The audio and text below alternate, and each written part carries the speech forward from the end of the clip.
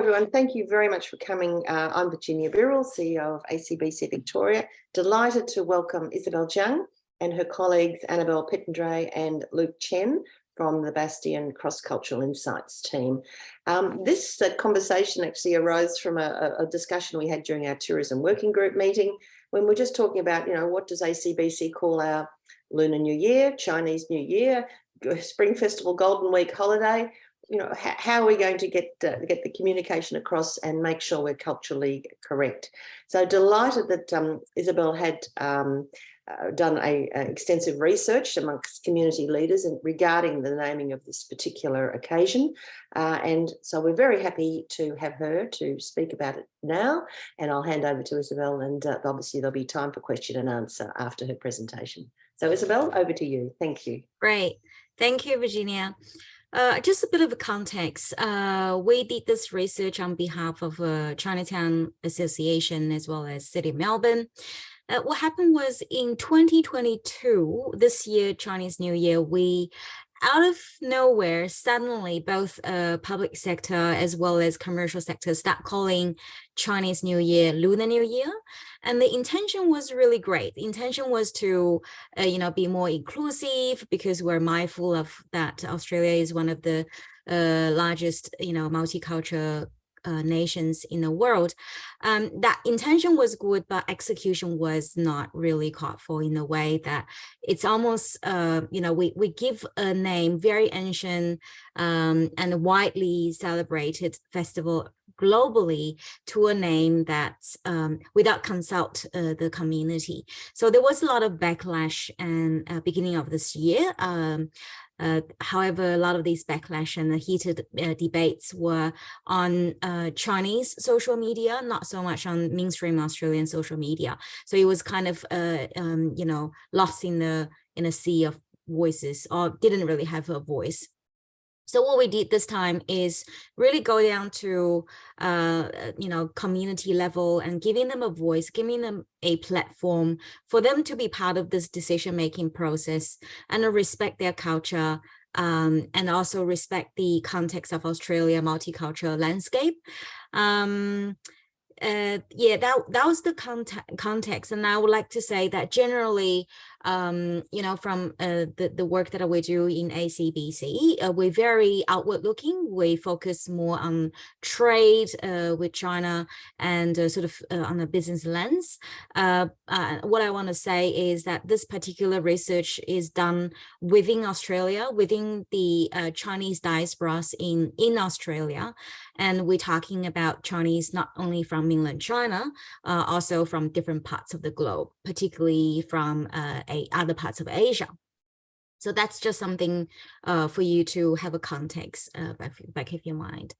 All right, let's before we go into talk about the research insights and key findings, I like to give everyone again a bit of a context. We can go to next slide. Excellent. So first of all, we use our latest census data to bring everyone on this multicultural, cross-cultural journey, because a lot of times this is there, but it's always sitting behind in our back of our mind. We're not really our mindset or the way we do things, the way we plan our strategy, often not really catching up with the shifts in terms of our population landscape. So working deeply in this sort of area, cross-cultural area, usually we call, mainstream versus culturally and linguistically diverse communities, like, general population versus cold communities, or mainstream versus minority. But what happened is in the last 10-15 years, the Australian landscape has definitely changed. The so-called cold communities, the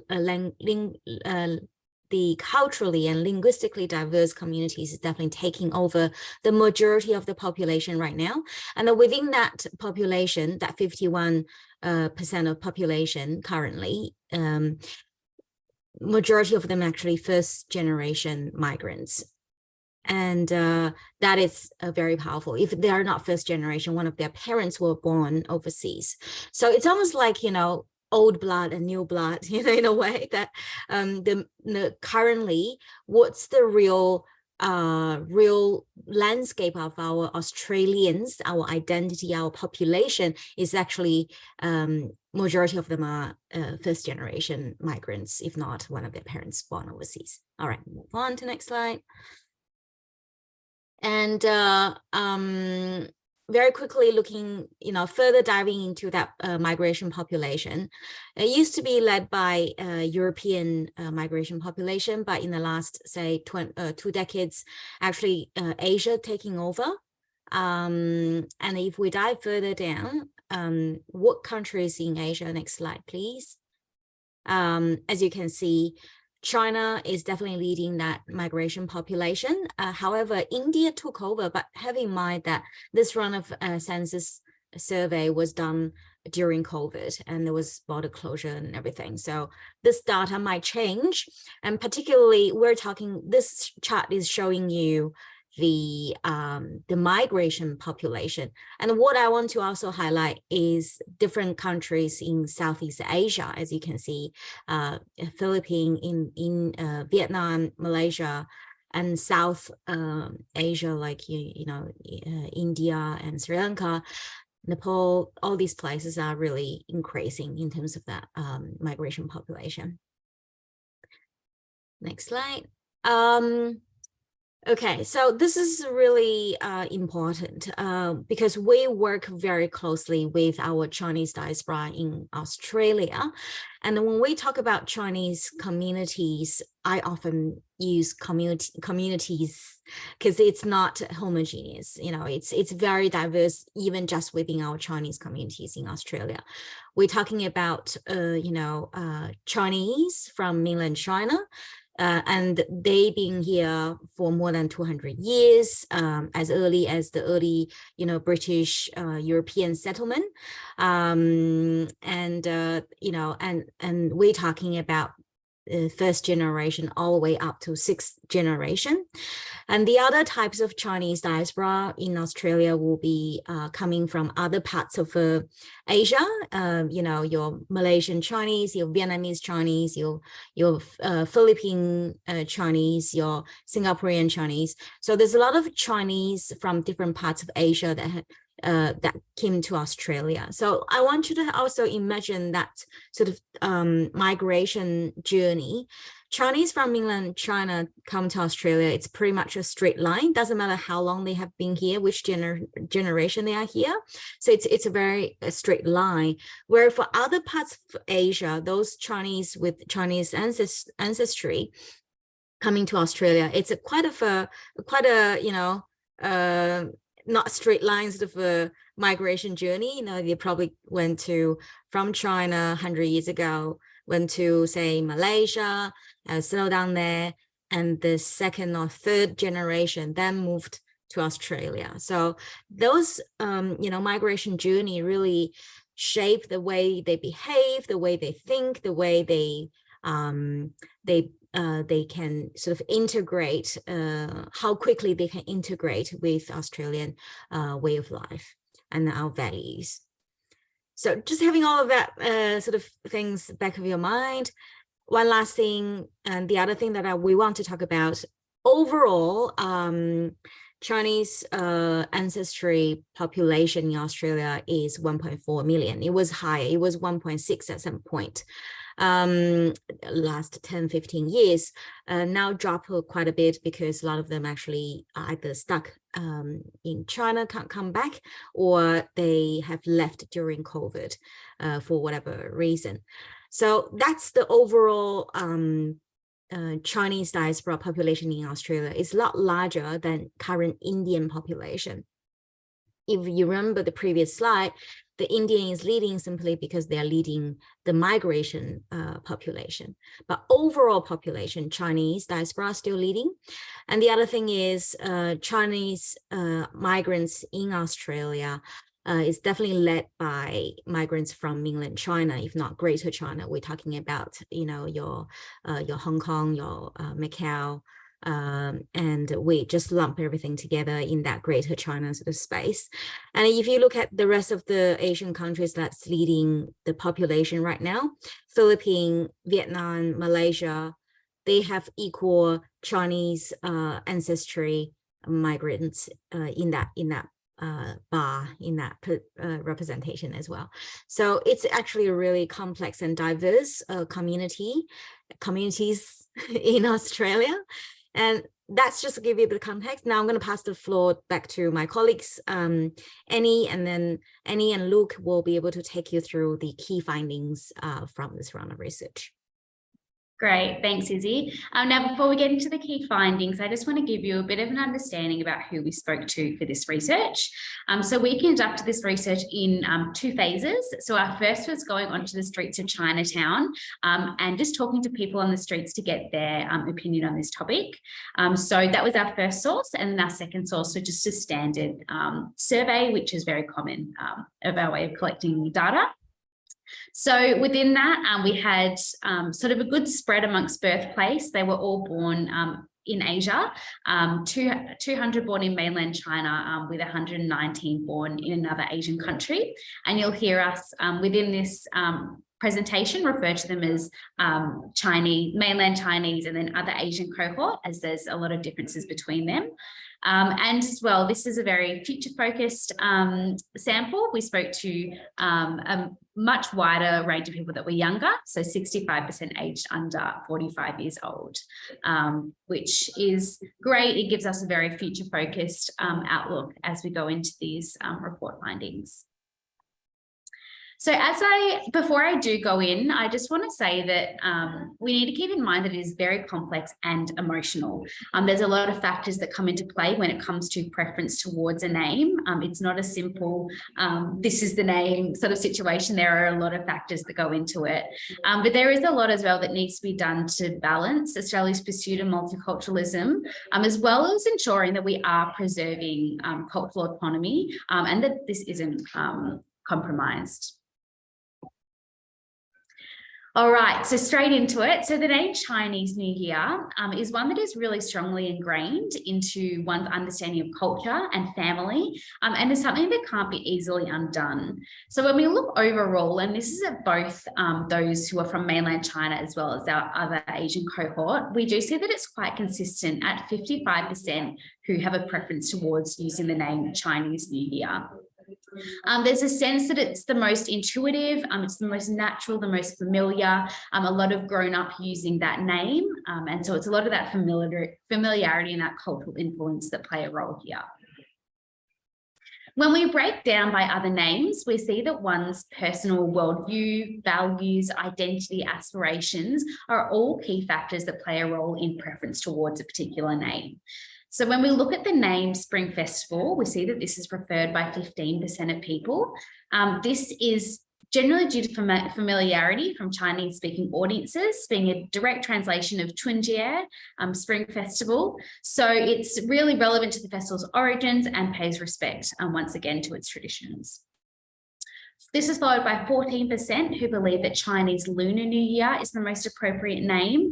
This is due to the combination of Chinese and Western cultures, as well as holding on to those Chinese traditions of the festival, yet also paying respect to the diverse cultures that celebrate, and once again, that relationship with the lunar calendar. This is followed by 10% who believe that Lunar New Year is the most appropriate. That's due to a feeling that it's more inclusive, it's less political, and once again, highlighting the relationship and the alignment with the lunar calendar. Finally, we have 6% who believe that Lunar Chinese New Year is the most appropriate name. This is once again considered to be respectful to both Chinese traditions and also feeling more inclusive and more diverse. And once again, highlighting the origins and the connection with the lunar calendar. When we look back at the name Chinese New Year, we see that there's quite a few reasons as to why people choose to hold on to this name.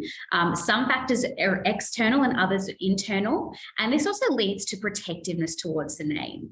So when we start off heritage, now this is when people are basing it simply off heritage, they're generally less protective and it's an external factor.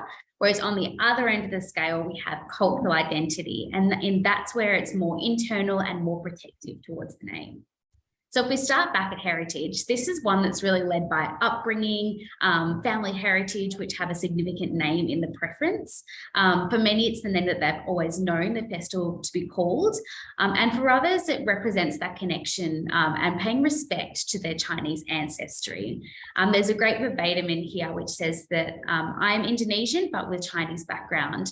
It is what my family has called the celebration, and it reminds me that I am Chinese despite not identifying with it all too much. The second one is familiarity. Now, familiarity is once again stemming from upbringing. Even for those without Chinese ancestry, it is a name that's been most commonly used for the festival, and really a lot have been questioning why there is a need to change the name, since it's the name that's always been used and the one that feels most familiar and most intuitive.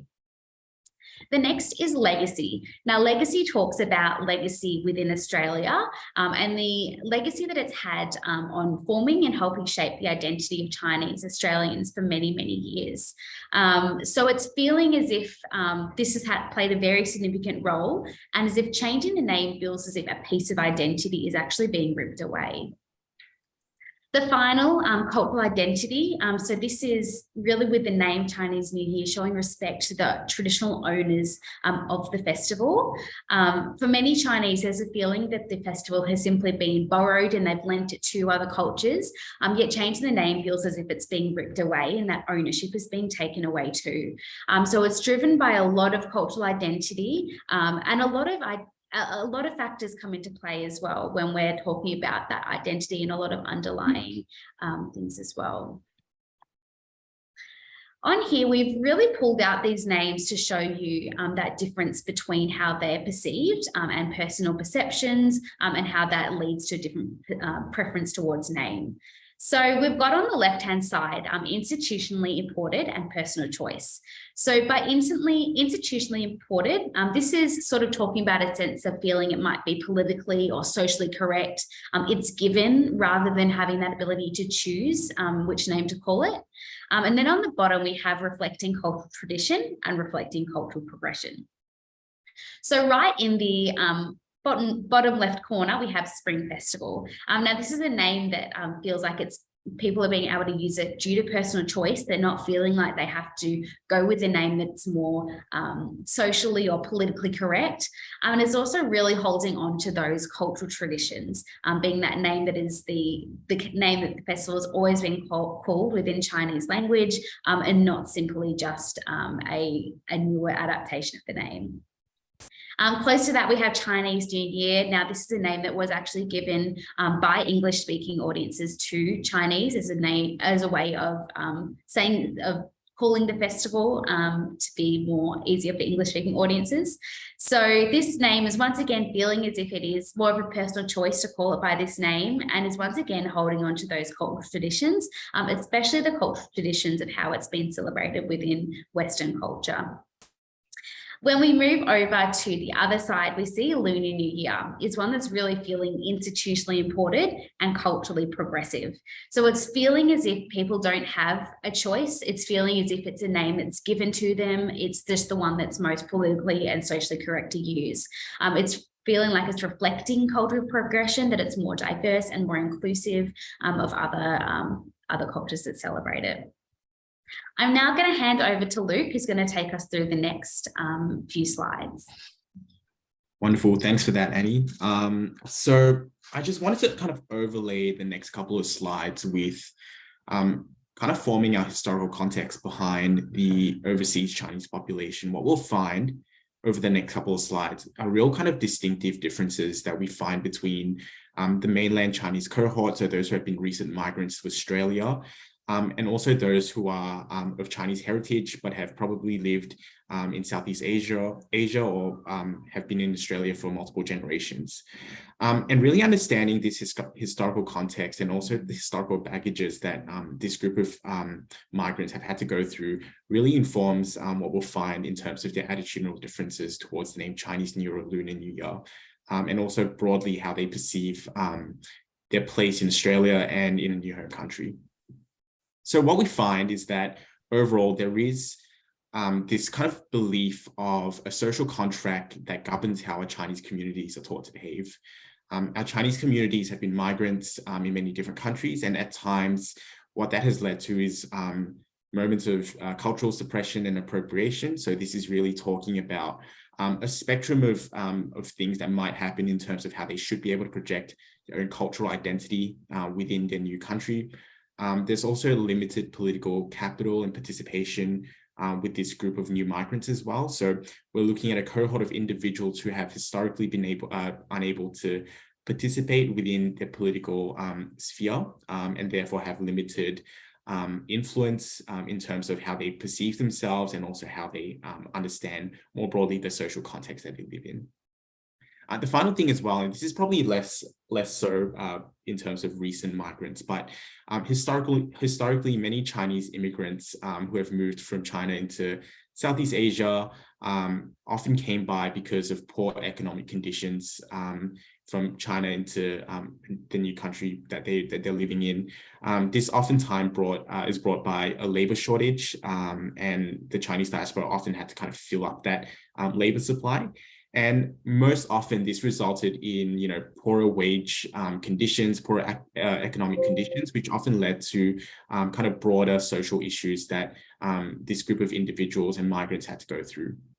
So really understanding that there is this social contract that really governs how our Chinese communities are taught to behave. And this is obviously a historical thing that has been passed down and oftentimes is also seen or at least projected in terms of how they see themselves within a new country like Australia. Move on to the next slide. Great. So what we do find is that the diaspora, both within the mainland Chinese community that have been recent migrants to Australia, but also the broader overseas Chinese population, really kind of see themselves as politically voiceless with kind of limited influence across the decision-making process, particularly even things that relate to their own community. We asked the question about whether or not Australia, because it's a multicultural society, whether or not businesses and authorities should address this festival as something else other than Chinese New Year. So this is really kind of digging deeper slightly into the nuances of that Chinese New Year, Lunar New Year debate. And what we find is that nearly half of both mainland Chinese and overseas Chinese didn't really have a strong opinion about this. And this is particularly the case because it does relate to, governments and businesses, kind of authority figures within, or authority figures in their eyes in Australia. And so what this tells us is that, this kind of opaque opinion towards having a strong opinion about what their culture should kind of stand for and how they should really be projecting their culture isn't necessarily strongly projected at a public space. These groups often choose to have a really soft opinion or no opinion at all towards anything that's kind of political, out of fear, again, of this concept of this social contract of not wanting to rock the boat. And this is both seen within Chinese Australians who've been here for multiple generations, but also recent arrivals of mainland Chinese migrants, and also extending to the overseas Chinese population as well. Right. Now, Annie talked us through the preference in terms of what their personal preferences were when it comes to, naming this festival. And I just want to take us back to the fact that 55% of individuals, regardless of whether or not they were recent migrants or have been here in multiple generations, 55% prefer to call it Chinese New Year. But there is this strong resignation that, at an individual and community level, how their decisions are kind of felt or kind of seen is kind of rarely appreciated by our key decision makers in this country. We asked a follow-up question of them, essentially asking them what is the most appropriate name that both governments and businesses should really be calling this festival. Within the mainland Chinese cohort, there is a broad level consistency in terms of calling it Chinese New Year. So their personal preference kind of really mirrors their own personal public opinion. But when it comes to this overseas Chinese cohort, which we've labeled here as other Asians, as Annie kind of described, we find that there is a split in terms of that preference. About 38% would like to address this as Lunar New Year, while 29% would prefer to call it Chinese New Year. So this really kind of divorces, this divorce from their public perception versus their own personal perception, really kind of points us back to this idea of not wanting to rock the boat. Having your own personal opinion might not necessarily be a reflection of how you think you should be really projecting your own public opinion, particularly within a mainstream cultural context of what the conversation is around Lunar New Year and Chinese New Year. There is that fear again of not wanting to rock the boat.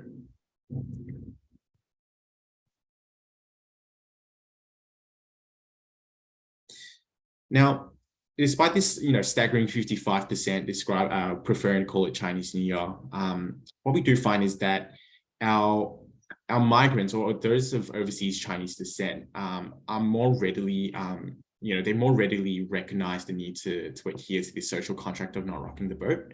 About 66% believe that Lunar New Year is a much more inclusive way of addressing this festival, bearing in mind that their personal preference is 55% wishing to call it Chinese New Year.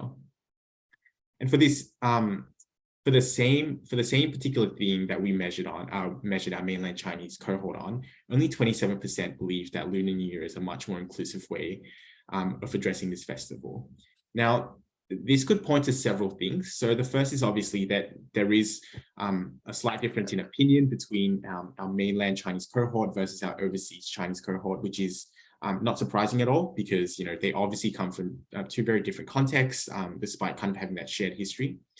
But overall, what we do find is that this inconsistency that we find between personal opinion and public opinion within this overseas Chinese cohort is really pointing us back to this this kind of social contract that they've kind of learned to adopt. It's really about this practice of adapting to survive, being able to be agile in terms of projecting their own personal opinions and kind of deflecting away from the public opinions in a way that won't necessarily rock the mainstream conversation, and not wanting to essentially voice an opinion that might be unpopular within the broader social conversation that might be taking place. Great. Yep.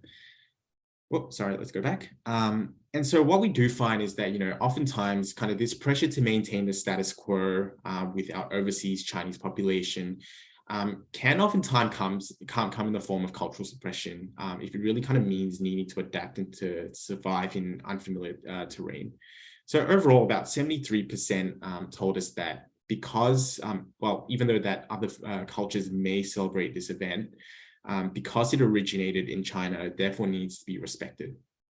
Now, this was overwhelmingly kind of supported by the mainland Chinese cohort. We find that 82% had a really strong opinion towards this. But for our other Asian cohort, this kind of stands about 32% agreeing to this particular statement. Now, again, this kind of discrepancy between cultural pride and cultural awareness and cultural awakening that might be taking place broadly across the Chinese cohort isn't necessarily strongly projected within our overseas Chinese groups. And what we do see here is, moments where they do find the need to, again, not rock the boat, which means at times needing to kind of suppress the culture, not necessarily wishing to celebrate the fullness of the culture and what it offers, and really choosing to adapt towards this broader conversation about political correctness, with the whole Lunar New Year conversation that has obviously taken place over the last year. And so this need to kind of maintain the status quo and not wanting to rock the boat is obviously strongly seen within our overseas Chinese cohort.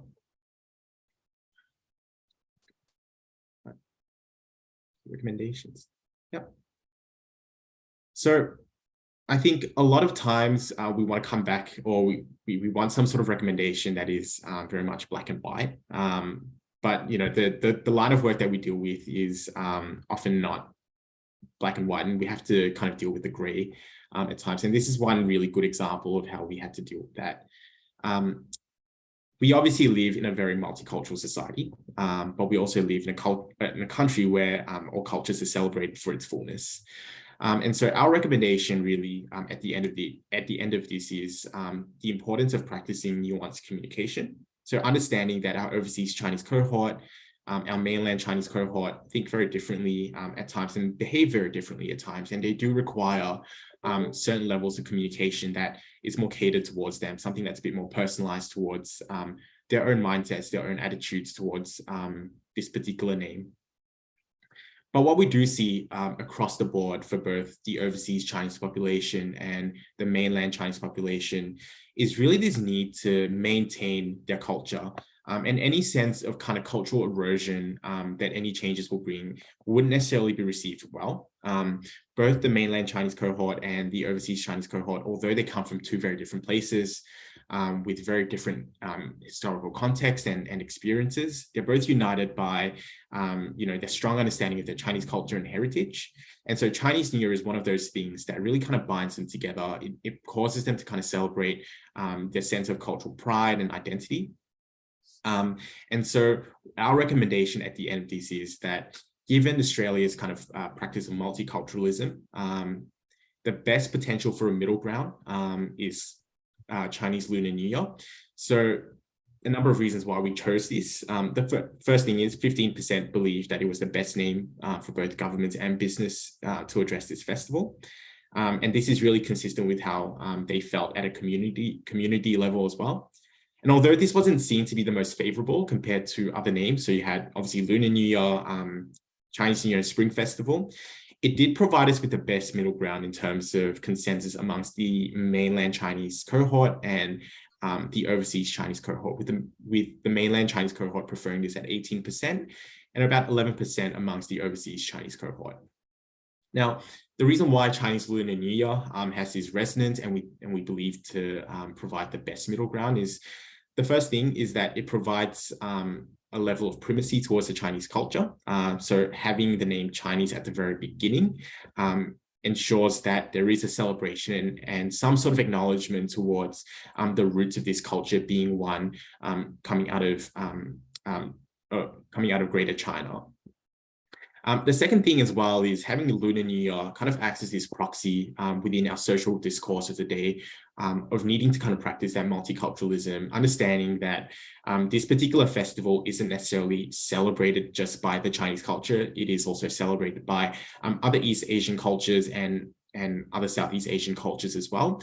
So having this this inclusion of Lunar New Year provides this multicultural lens that ultimately will kind of appease the public and kind of pay a bit of tribute to both cultural heritage, but also the multicultural pathway that Australia is taking. And I think that's the end of our presentation. Did you guys have any questions, any comments, any thoughts that you'd like to share? I think I just want to add on one more thing. Yesterday, we, as in City of Melbourne, Chinatown Association, and the Museum of Australian Chinese History officially launched 2023 Chinese New Year program. And the name has been, that we recommended here, Chinese Lunar New Year, is being adopted by the event.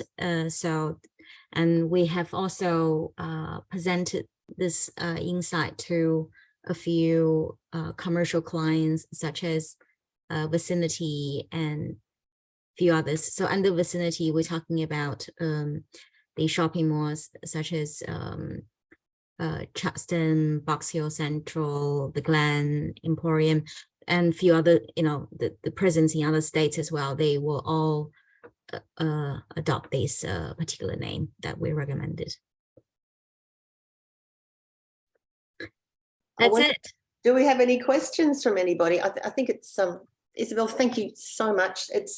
It's really interesting to look at the nuances within the different, and we've always said China is not just China. You've got to think of Europe, all the different traditions and so forth. So it's really good that you've put all of that together and then sort of dissected it and then put it back together. Also very interesting about that social contract, the training and the expectations that people have been perhaps brought up with. And then in a new Australian environment, that overlay is really, really interesting to discuss. So it just goes to show that the value of your research. So thank you, Luke, Annie and Isabel as well. That was just extremely useful.